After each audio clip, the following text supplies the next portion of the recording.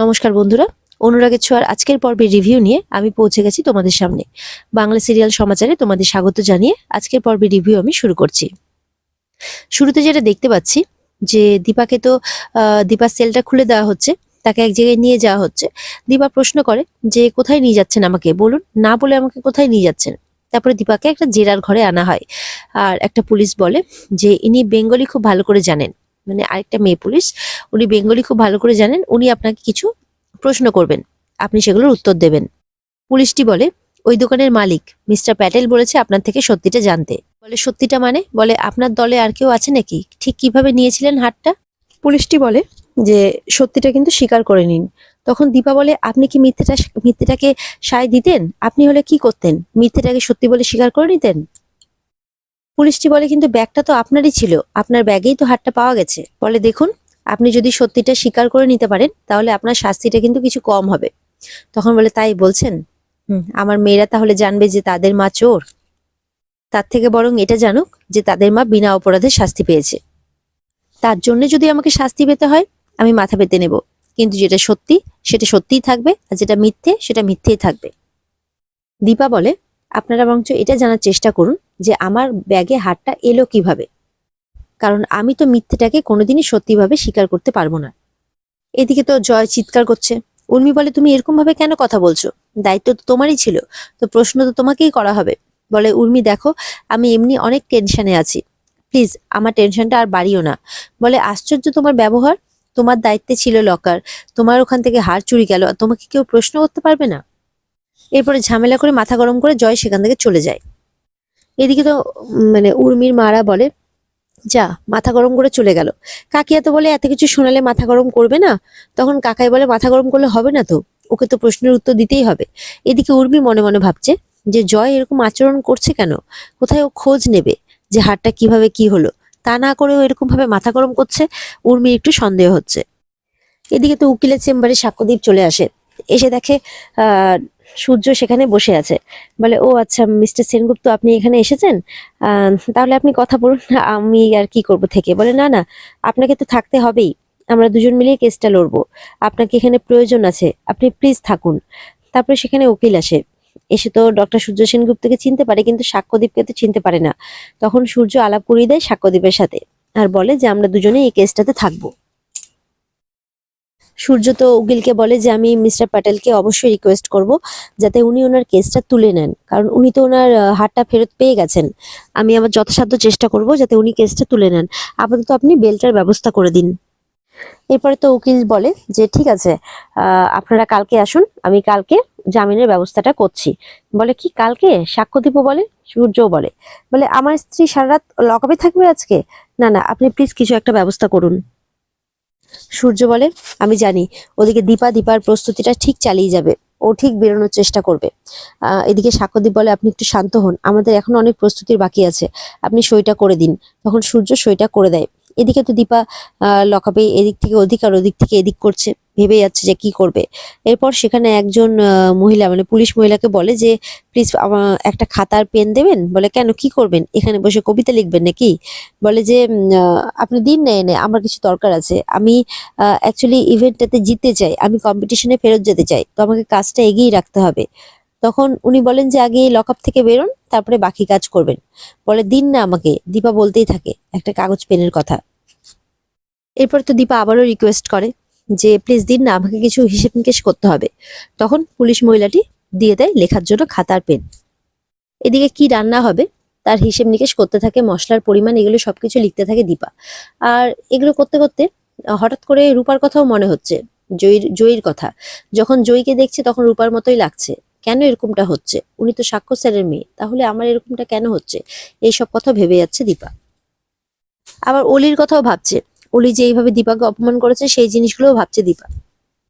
এদিকে তো দীপা দুই মেয়ের জন্য প্রার্থনা করছে, ওদিকে অলির জন্য প্রার্থনা করছে জয়ী, যে ও খুব ভালো, মায়ের মতোই ভালো, ওর সমস্ত মনের কষ্ট দূর করে দাও, ওকে ভালো রেখো। আর এদিকে অলি প্রার্থনা করছে যাতে ওই মহিলাকে মানে তার মাকে আর কি তার বাবা একদম ভুলে যায়, আর যাতে ছুটে অলিদের কাছে চলে আসে। এদিকে দেখা যাচ্ছে জয় আবার সেই গুন্ডাদের মুখোমুখি হয়েছে। বলে তোমরা আমাকে মিথ্যে কথা কেন বলেছিলে? তোমরা আমার ছেলেকে তুলে নিয়ে গেছো, বলে মিথ্যেটাকে সত্যি করবো কি? আজকে তো টাকা দেওয়ার কথা, কই? বলে দেখো আমাকে কটা দিন সময় দাও, আমি ঠিক তোমাদের টাকা দিয়ে দেবো। এরপরে তো জয়ের কোনো কথা শোনে না, জয়কে মারতে থাকে। তখন সেখানে সূর্য সেটা দেখে নেয়, বলে এই কি করছো তোমরা? সেখানে কাকাও চলে আসে, সূর্যোদয় চিৎকার করে যে একদম ওকে টাচ করবে না। বলে এই একদম এখানে বকবক করতে আসবি না, তুই যা এখান থেকে। সূর্যকে বলে গুন্ডারা। বলে এই তোর ভাই হয় তাই তো, কি করেছে তোর ভাই জানিস? বলে একদম চুপ, আমার জানার দরকার নেই যে আমার ভাই কি করেছে, তোদের কি চাই সেটা বল। বলে পয়সা চাই, পয়সা। ও আমাদের কাছে পয়সা নিয়েছে কিন্তু আমাদেরকে ফেরত দেয়নি। এরপরে সূর্য বলে কি চাই তোমাদের, কত টাকা চাই? বলে 50 লাখ। সূর্য একটু অবাক হয়, জয়ের দিকে তাকায়, বলে ঠিক আছে তোমরা টাকা পেয়ে যাবে, এখন তুমি আমার ভাইকে ছেড়ে দাও। বলে পেয়ে যাবে মানে এখনই দিতে হবে? বলে আচ্ছা ঠিক আছে ফাইন, এখনই আমি দিচ্ছি। সূর্য সঙ্গে সঙ্গে চেকটা লিখে দিয়ে দেয় আর গুন্ডাগুলো চলে যায়। দূরে দাঁড়িয়ে কাকায়ও সবটা দেখতে থাকে। বলে তুই ঠিক আছিস তো ভাই? জয় তখন সূর্যকে জড়িয়ে ধরে কাঁদতে থাকে, বলে সরি দাদাই। সূর্য বলে যে দীপা এরকম কিছু একটা আজ করেছিল, তাইও আমাকে বলেছিল, আর এরকম ভুল তুই কখনো করিস না ভাই। বলে যে না না দাদা, আমি কখনো করব না। এরপরে সূর্য জয়কে বলে যে দীপাকে বাঁচাতে হবে জয়। জয় তো খুব ঘামছে। বলে কি ব্যাপার, তুই ঘামছিস কেন? বলে না না একটু আপসেট আছি, আসলে বৌদিদির বলে ওকে বাঁচাতে হবে। আচ্ছা সেই সময় তুই কোথায় ছিলিস যখন নেকলেসটা চুরি হলো? জয়কে প্রশ্ন করে সূর্য। জয় আমতা আমতা করতে করতে কিছু একটা বলতে যাবে কি, তখন সূর্যের ফোন আসে। আর কেউ নেই, ওলি ফোন করেছে। ফোন করে আবার কান্নাকাটি করছে, চারুকে হসপিটালে ভর্তি করেছে। বলে চারু বারবার কোল্যাপস করছে। ভিডিও কলিং এ চারুকেও দেখায়। বলে তুমি তাড়াতাড়ি এসো বাবা, কিছু টেস্ট করাতে হবে, পারমিশন চাইছে। আমি কি করে পারমিশন দিই বাবা, তুমি প্লিজ চলে এসো তাড়াতাড়ি। সূর্য তো চিন্তায় পড়ে যায়, কি করবে। সূর্য বলে আচ্ছা ঠিক আছে, আমি এক্ষুনি ফ্লাইটে উঠছি, অ্যাজ সুন অ্যাজ পসিবল, যত তাড়াতাড়ি সম্ভব আমি পৌঁছচ্ছি, ওকে, তুমি চিন্তা করো না। জয়কে বলে আমি পরে এসে কথা বলছি, ঠিক আছে, তুই সাবধানে থাকিস। এরপরে কাকাই জয়ের কাছে এসে প্রশ্ন করে, জয় আমারও কিন্তু কিছু ব্যাপারে খটকা লাগছে। তখন বলে প্লিজ আমাকে প্রশ্ন করো না, আমি খুব আপসেট আছি। বলে জয় ওখান থেকে চলে যায়। কাকাই এবার মনে মনে সন্দেহ করে নেয়, বলে যে তাহলে কি আমি জয়ের ব্যাপারে যা ভাবছি তাই ঠিক? তাহলে কি দীপাকে ফাঁসানোর পেছনে জয়ের হাত আছে? কিন্তু জয় কি তার বৌদিকে এরকম ভাবে ফাঁসাবে? এমনটাই ভাবতে থাকে কাকাই। এইদিকে তো মিশকা ঠিক খবর পেয়ে গেছে যে সূর্য বিদেশে গেছে তার মেয়ের কাছে। সেও যাওয়ার পরিকল্পনা করছে, মিশকা হয়ে নয় টিশকা হয়ে। এখন একটা প্ল্যান সাজিয়ে নিচ্ছে মিশকা, যে কিভাবে সূর্যের কাছে যাবে আর গিয়ে কি বা বলবে। এরপরে তো নিউজে যে দীপাকে যে পুলিশ ধরে নিয়ে যাচ্ছে সেই নিউজটা দেখে ফেলে মিশকা। বলে যে তাহলে আমি একদম ঠিক ছিলাম যে ওটা দীপাই ছিল। মিশকা তো খুব রেগে যায় যে সূর্য, চারু তো জাস্ট গেছে, তুই এর মধ্যেই দীপার সাথে, না এটা আমি কিছুতেই হতে দেব না। খুব রেগে যায় মিশকা সূর্যের উপর, দীপার উপর, সবার উপর। টিভির প্ল্যাগটাও খুলে ফেলে দেয়।